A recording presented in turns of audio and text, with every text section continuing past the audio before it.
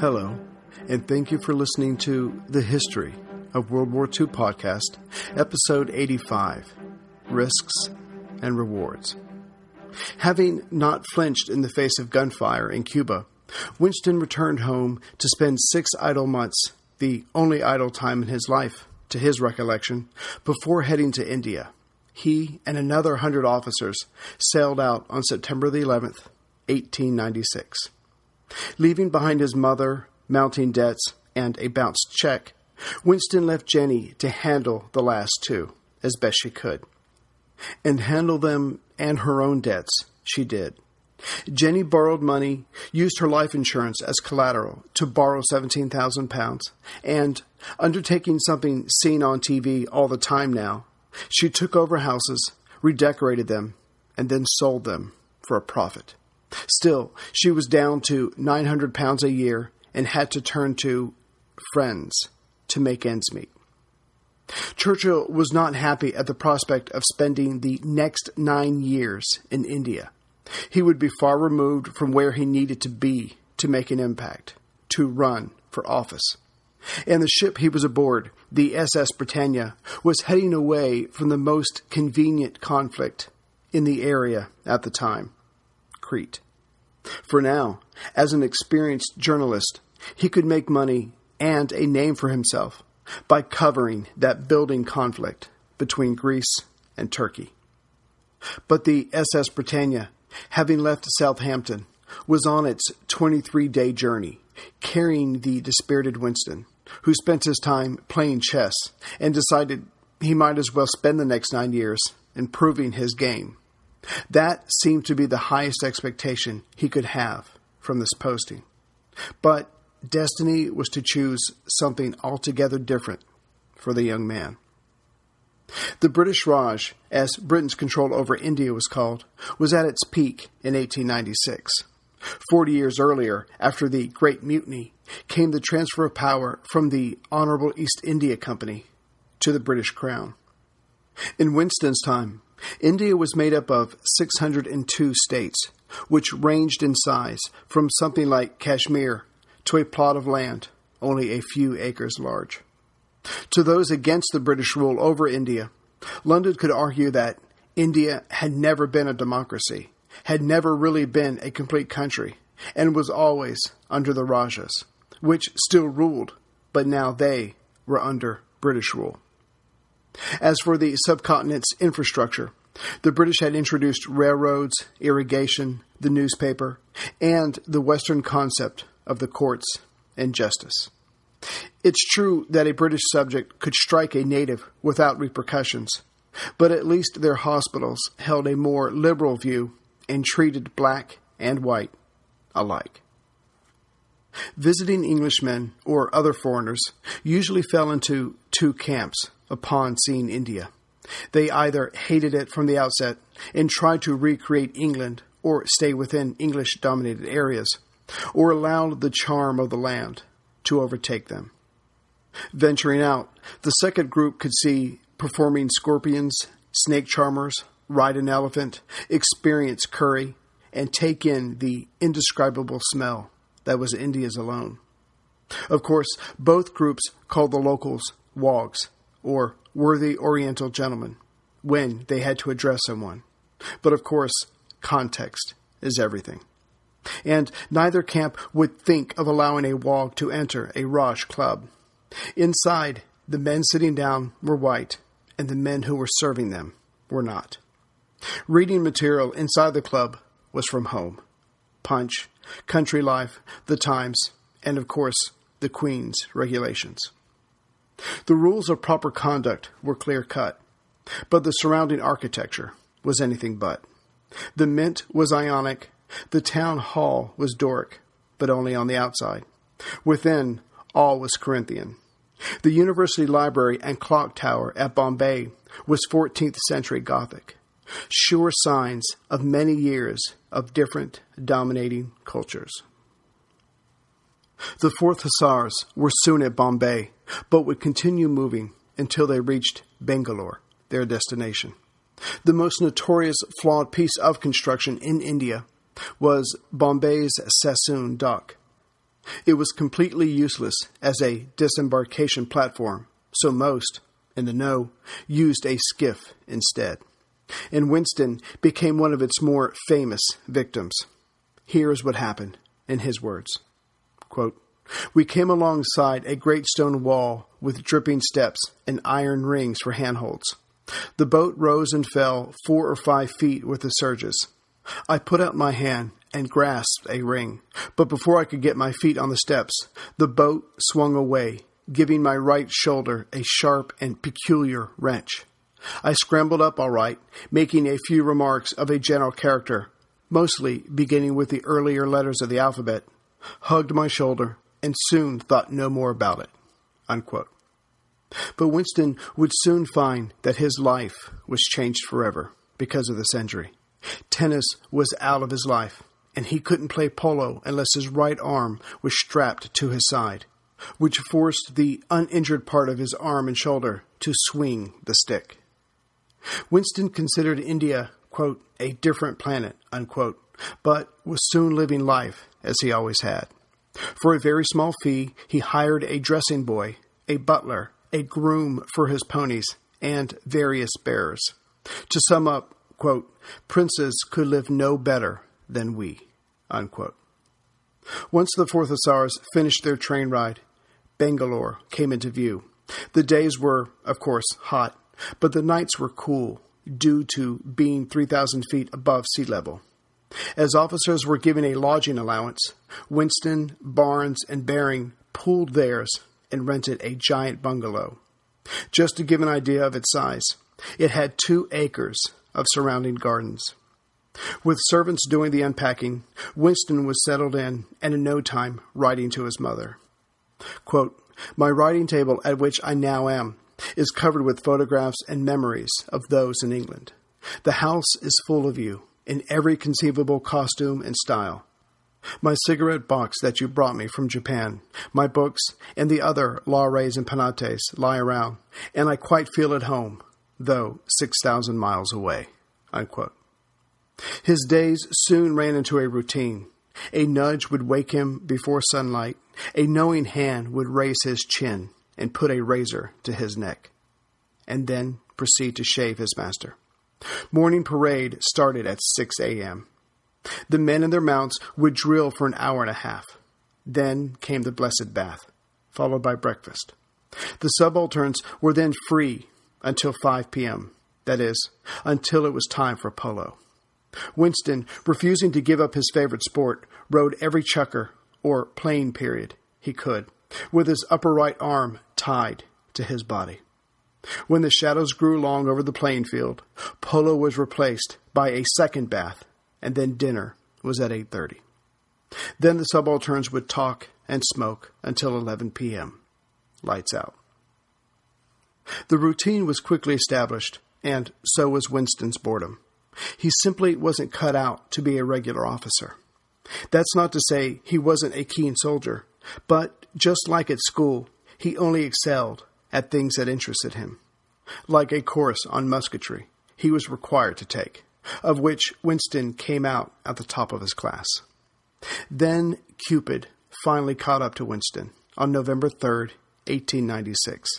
He had met a Miss Pamela Plowden, who was, quote, "the most beautiful girl I have ever seen," unquote.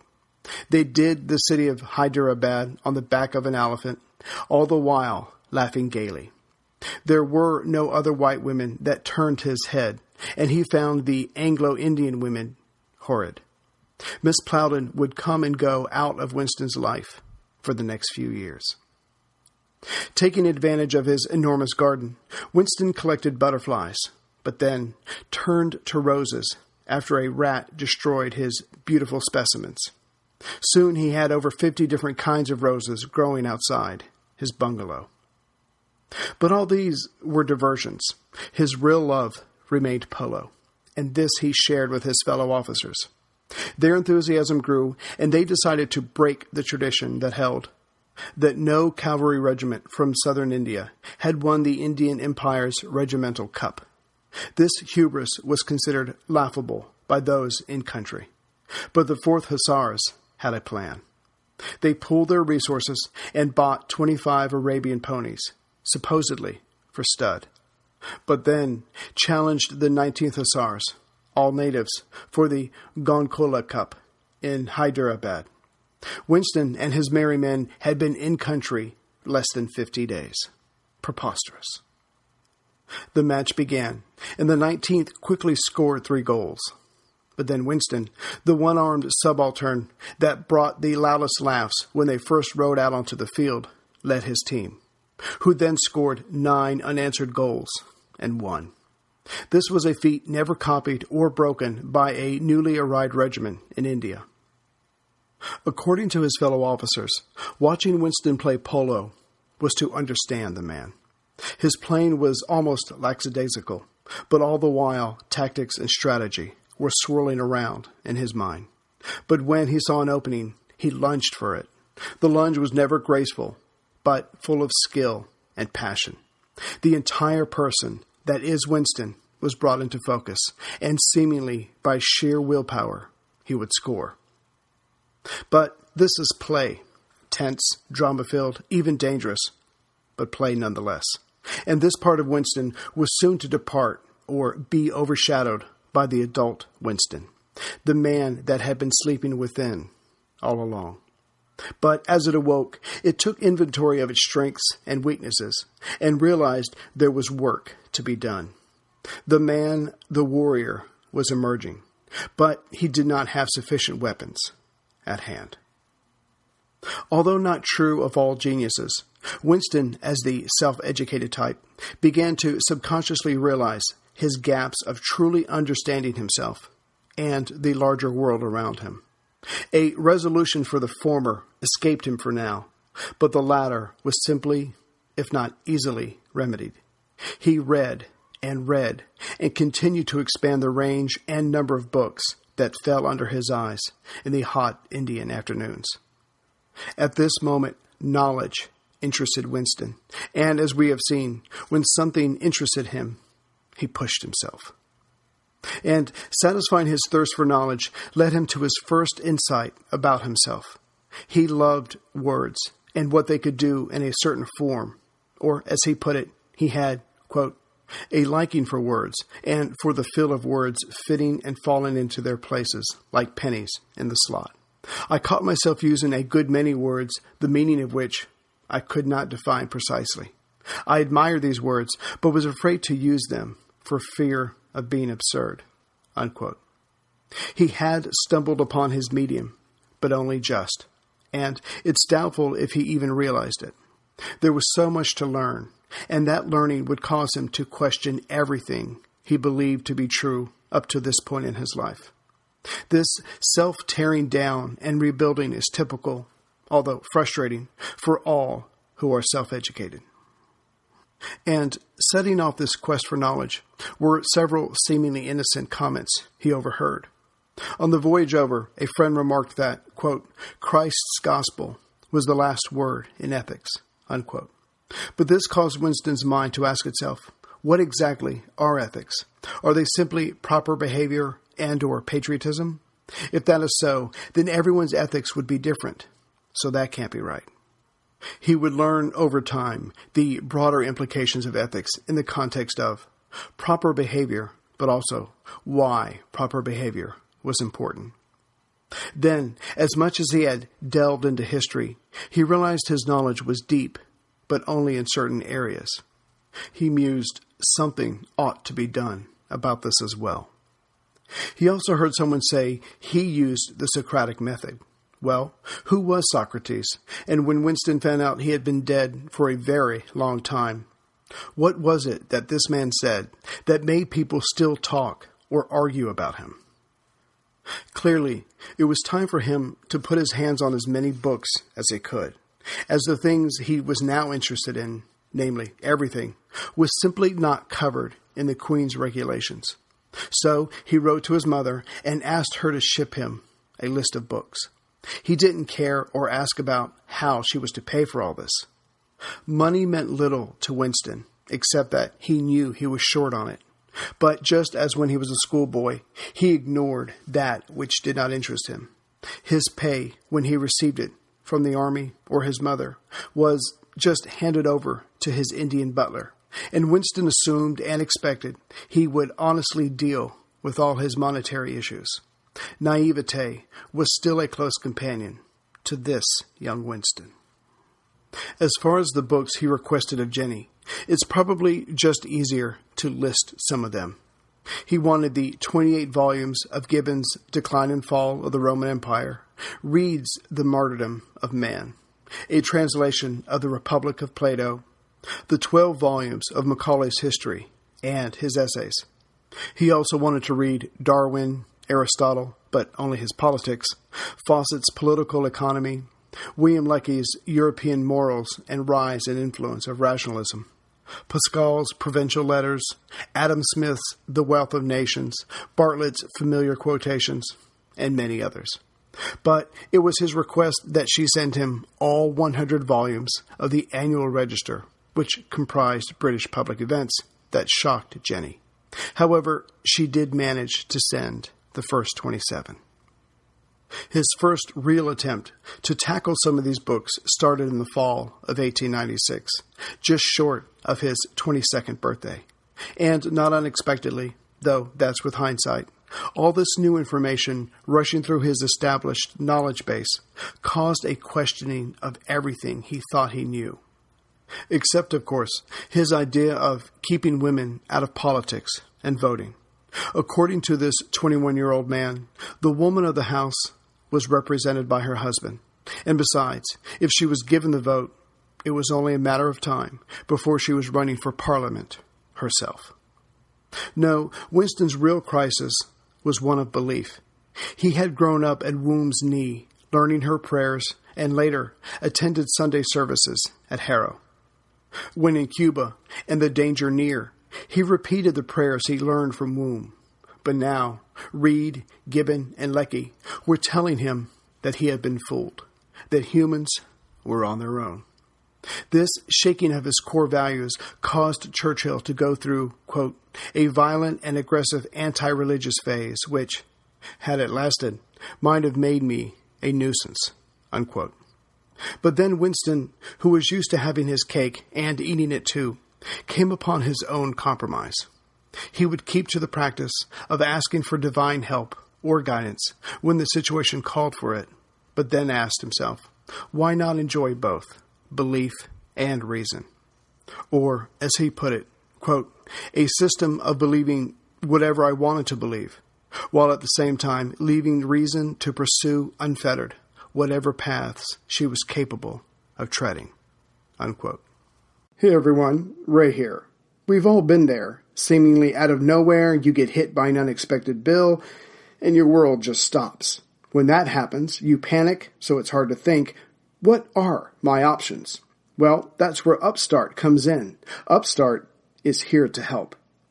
Upstart-powered personal loans can help you pay down high-interest debt or help you survive that unexpected bill with simple and easy-to-understand payment terms. And just know you are not alone. Upstart has helped over 1.8 million customers who are on their path to financial freedom with a fixed monthly payment with a clear payoff date. And Upstart knows that you are more than just your credit score, which is why they factor in your income, employment, and other information in your loan application. That's how they get you the best deal. And you can check your rate in minutes for loans between $1,000 to $50,000. And you can even receive funds as fast as one business day after accepting your loan. Don't wait and check your rate today at upstart.com/World War II. That's upstart.com/World War II to check your rate today. Don't forget to use our URL to let them know we sent you. Loan amounts will be determined based on your credit, income, and certain other information provided in your loan application. Go to upstart.com/World War II.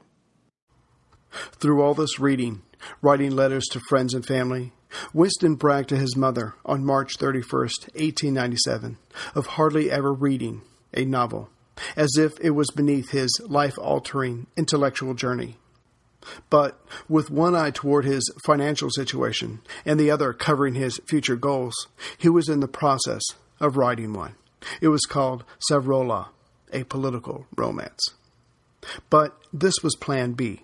Plan A was still uppermost in his mind. He wanted to find a conflict and be paid to report on it. And the Greeks and Turks were providing him with his chance.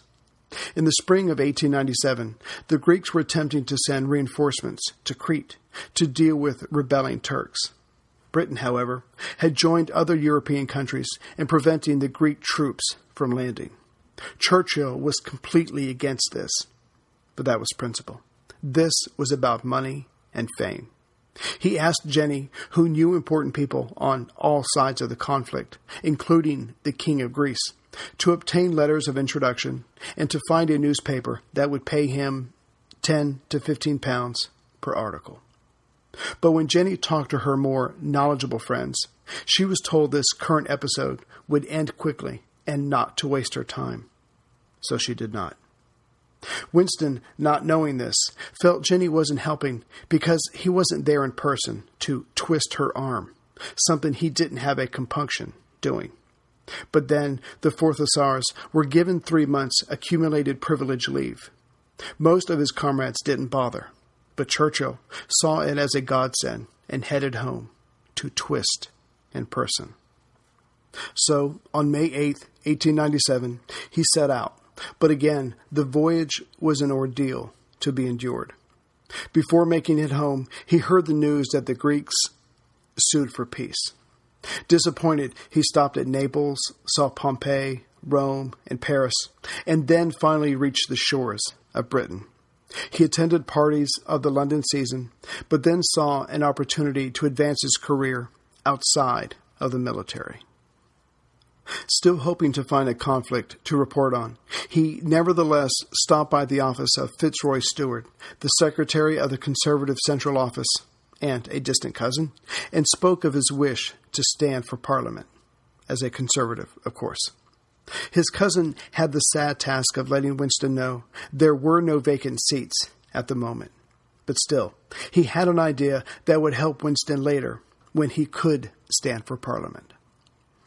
Stewart asked, and the request was confirmed, to have Winston address the Conservatives at Bath. This was to be his first political speech. Delivered at the Claverton Manor, now England's American Museum, Winston started his speech by saying that, as not much was happening in politics just now, this may be dull for the politicians, but it was for the people a relief. He went on to praise the conservative movement, attacked the liberals, and was cheered 41 times for this. Of course, much of it was probably sympathy cheering for the virgin speaker. His most ingratiating moment was when he told his fellow conservatives that their greatest contribution was teaching the people about the advantages of the empire, the nature of their constitution, and the importance of their fleet. Compared to the moving and eloquent speeches that came from his pen in the future, this was Winston finding his voice, but he ended well. He stated that the empire was not yet at its height, only to begin its decline, but was still, even today, seeking greater heights. And this had to be the commitment of England's sons. Indeed, it was the empire's job to bring, quote, peace, civilization, and good government to the uttermost ends of the earth, unquote. As Winston was speaking, his prayers for another conflict were answered. But as it was in northwest India, he would not only be reporting on it, but in the middle of it, which was even better.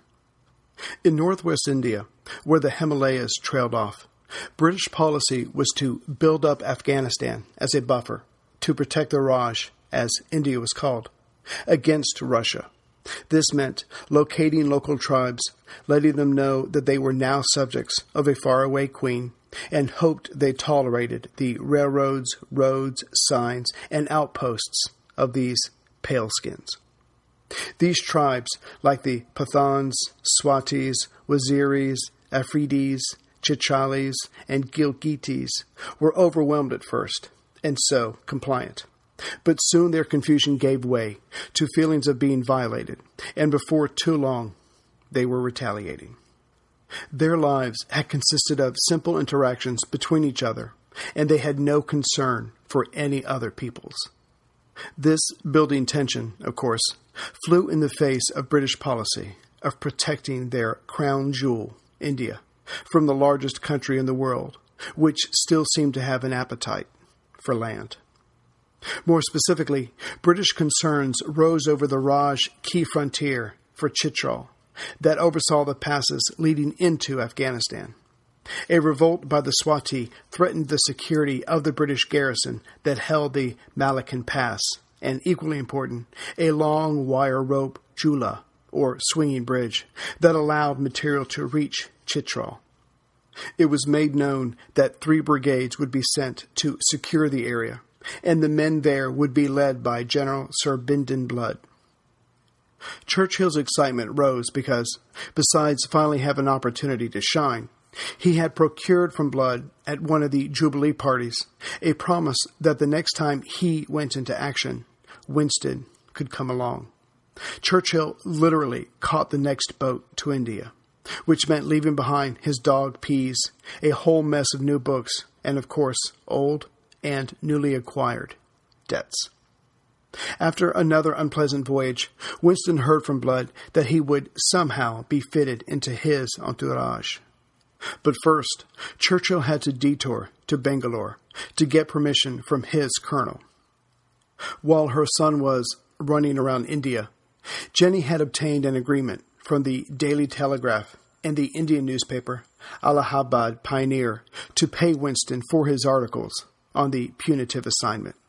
Turns out that Blood had no room on his staff for the young hussar, but kept his promise by inviting Winston as a war correspondent.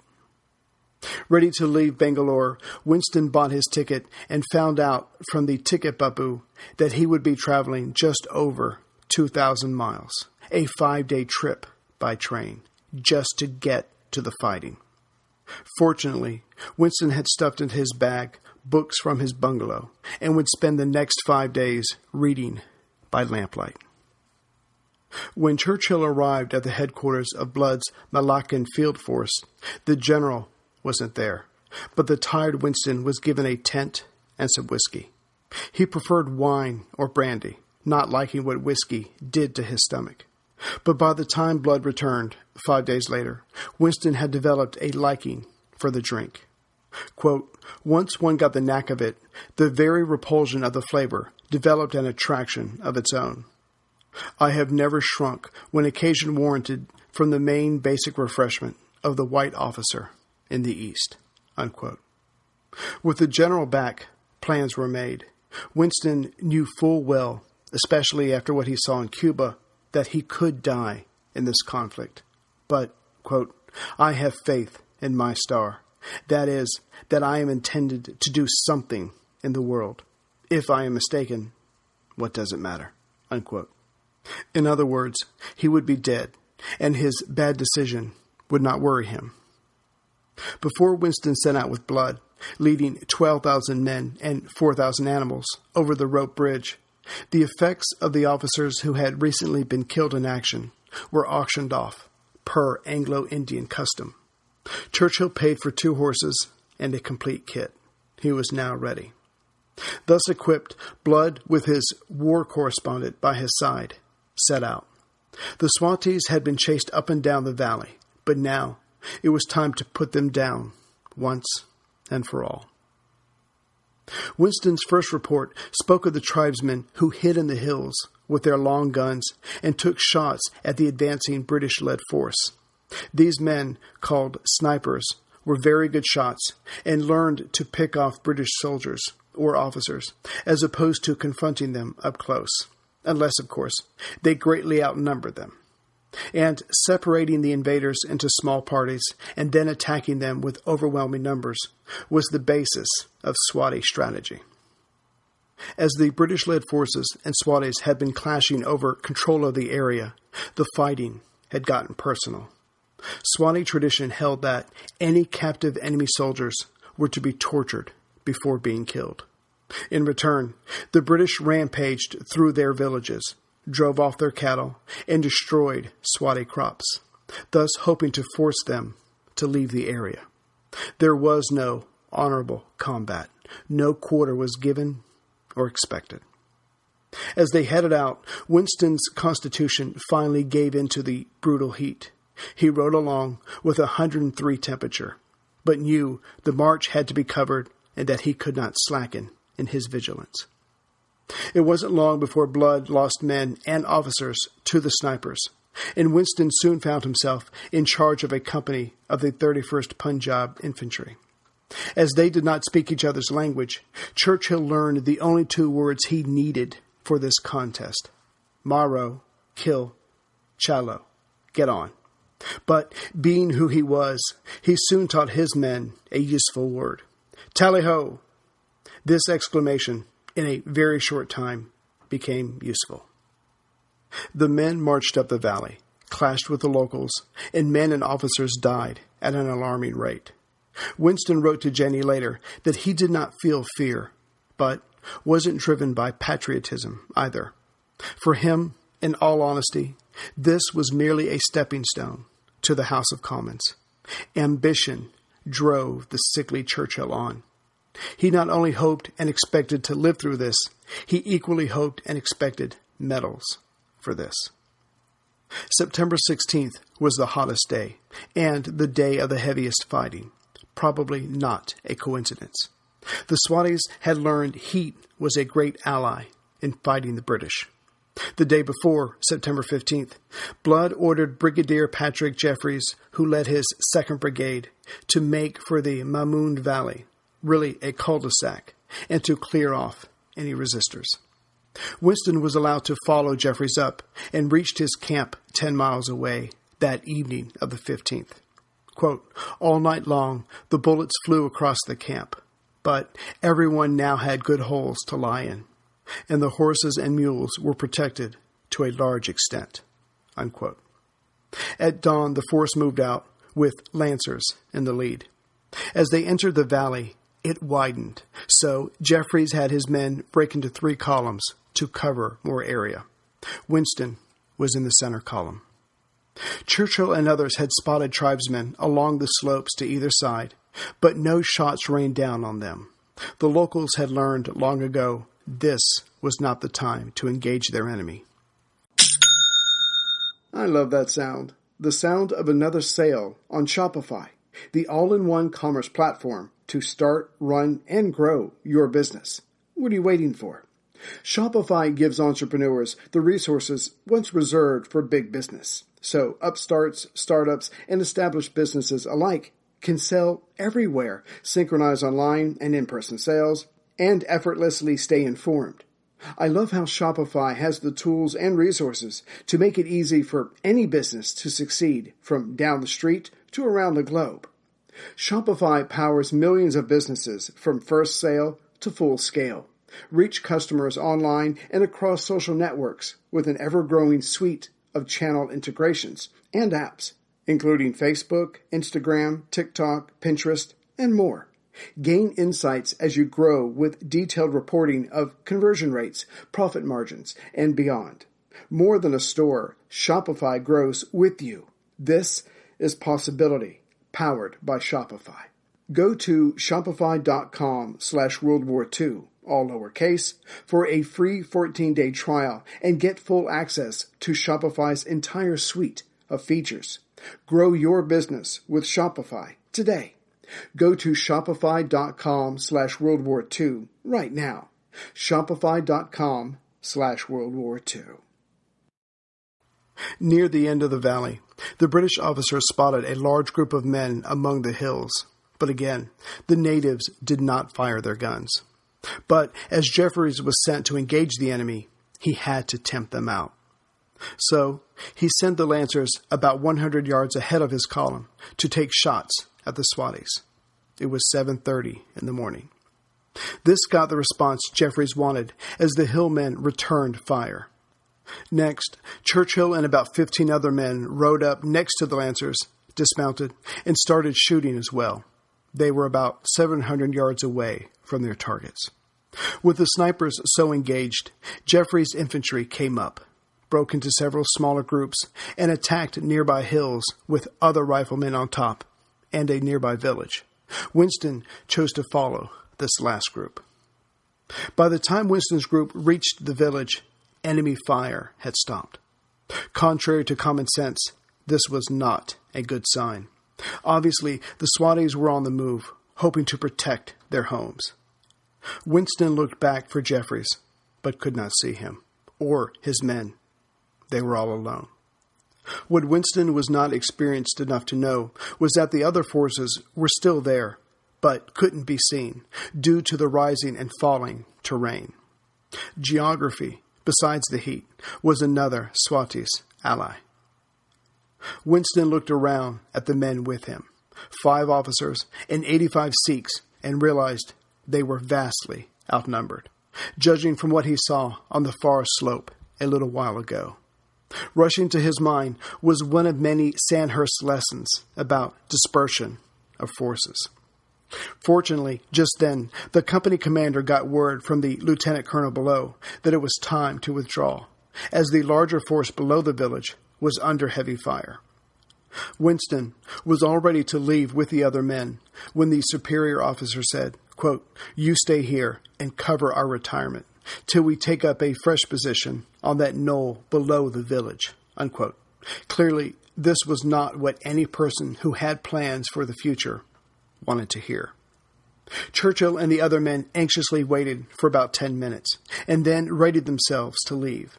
But just then, a large group of men dressed in white and blue came charging at them with swords, yelling, "Yee, yee, yee, yee!" while other tribesmen fired from above. The swordsmen were 100 yards away and coming fast. Winston took a rifle from a nearby Sikh and fired at the oncoming Pathans. The young Sikh, now rifleless, fed him cartridges.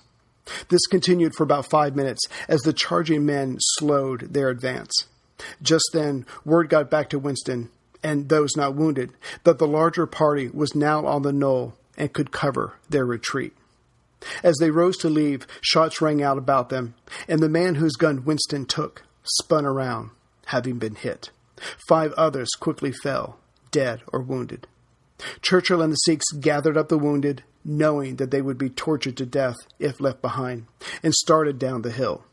But then, about 30 Pathans, who had managed to get in close, charged them with their swords and guns. More Sikhs near the exhausted Winston fell. Churchill then watched as the adjutant also fell, clearly hit by a bullet. Though exhausted and still weakened from his high temperature, Churchill tried to run to the fallen officer. But a swordman got there first and killed the young man. With blood still on his sword, the killer turned to face Churchill. It was then that Winston remembered he had been the school fencing champion and released his cavalry saber. But then he saw that the oncoming tribesman wasn't the only one rushing towards him, hoping to have the honor of killing a British officer. Quote, "I changed my mind about cold steel. I fired 9 shots from my revolver," unquote, and climbed down the hill as fast as it could, not stopping until he reached the relative safety of the knoll. Though he was now with a larger group of men with more guns, they weren't out of this yet. Morale and discipline had completely broken down. The infantry were firing their rifles in all directions. The wounded were not being gathered and protected, and thus being butchered within eyesight of their comrades. Still, the force managed to move further down the hill, with the enemy literally right behind them. They reached the battalion on the valley floor, but were still vastly outnumbered and surrounded. The lieutenant colonel then yelled at the men, and their training took over. He lined them up, 2 deep, shoulder by shoulder, all the while still being fired upon by the tribesmen. Then the other British officers moved closer and took control of their men, yelling, quote, "Volley firing, ready, present, fire," unquote. The closest sword-wielding tribesmen fell, but still many, many more were closing in. The lieutenant colonel told Churchill that reinforcements were nearby to go and get them. Winston pictured himself being the only survivor from this expedition, and that it may look like as if he ran away So, thinking of his career, he asked the lieutenant colonel to put the request for assistance in writing. The senior officer looked at the subaltern as if he had lost his mind. But Winston had his future to think of.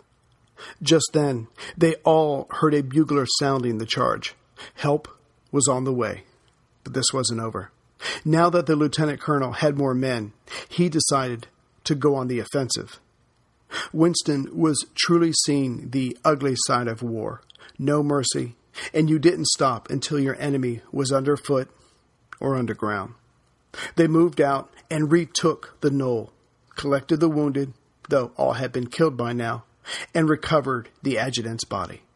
It was 5 o'clock in the afternoon. Only then did they fall back, because honor was satisfied. They found out the next day that every one of their 12,000 men were attacked, and casualties were high. Even Sir Bidden Blood suffered from a head wound, as his men were forced to fight hand to hand. The general then ordered that the entire valley be put to the torch. So his men, with Winston in tow, reduced any and all structures in the valley.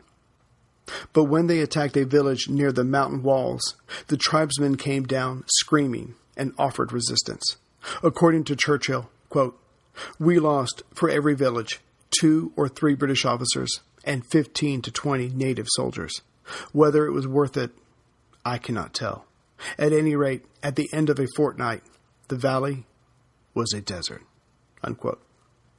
But Churchill's adventure with Sir Bidden Blood was not over. He would not return to his regiment until October, after more hair-raising clashes with the fierce tribesmen.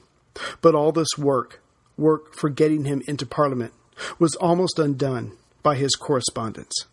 Winston was just a little too open with his opinions about what was happening between soldiers of the Empire and the locals trying to resist. Fortunately, Jenny, back at home, saved his future and his reputation through her contacts. Winston had wanted to get known. Well, now he was. To his brother Jack, he wrote, quote, "Being in so many ways a coward, particularly at school, there is no ambition I cherish so keenly as to gain a reputation of personal courage." Unquote.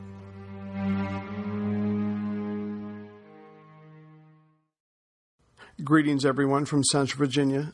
Before I let you go, I just wanted to thank a couple people. I'd like to thank Carolyn O. from Alphington, Australia, for her donation. Thank you very much, Caroline. And I'd like to say hi and thank you to the latest members, Sunrise L., Larry N. from Long Beach, California, Bradley S., and Sarah M. from Denver, Colorado. So thank you very much. Like I said, I will try to get out one more episode before we head to the beach. And for those of you who are not members, there are 15 membership episodes waiting. If you wanted to sign up, you could do that through the website, and then I'll just send you the username and password. So hopefully 15 episodes would keep you busy while I'm gone. And on a side note, I'm still not sure what I'm going to do for my 100th episode. Not sure if Laszlo will be able to fly to this side of the country and come see me. Maybe I'll do a whole bunch of question and answer stuff, or get some other podcasters to come on and do a group chat. If anyone wanted to send me some questions between now and the 100th episode, I can gather them all up and answer them then. So the 100th episode celebration just might be a potpourri of a lot of different things. We'll see how it turns out. So like I said, I will try very hard to get one more out. But if not, I hope you all have a great beginning to your fall. And I will see you as soon as I can with episode 86. Tally ho, everyone.